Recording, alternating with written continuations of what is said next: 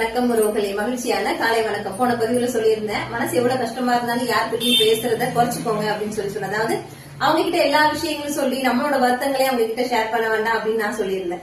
அப்படி சொல்லனா என்னதாங்க செய்யறது, பைத்தியம் தான் பிடிக்கும் அப்படின்னு கேக்குறீங்களா? கண்டிப்பா பிடிக்காதுங்க. நான் என்ன சொல்றேன்னா, நம்ம ஒருத்தங்க கிட்ட பகிர்ந்துகிட்டு நமக்கு ஆறுதலை தேடுறதை விட நீங்க இயற்கை கிட்ட சொல்லுங்க. சொல்லும் போது கேட்கும் போது கொஞ்சம் பைத்தியக்காரத்தனமா தான் இருக்குங்க. ஆனா கண்டிப்பா என்னன்னா, நீங்க என்னைக்காவது ஒரு அதை முயற்சி பண்ணி பாருங்களேன்.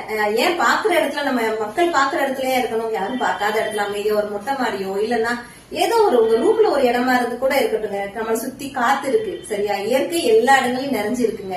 நீங்க பேசி பாருங்களேன், ஏதோ ஒரு தெளிவு நமக்கு கிடைக்குங்க. கண்டிப்பா கிடைக்கும். அழுங்க, என்னென்ன விஷயங்கள் நீங்களே அசை போடுங்க.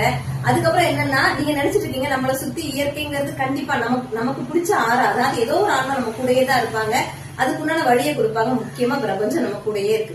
கண்டிப்பா ஃபாலோ பண்ணி பாருங்க, சரியா?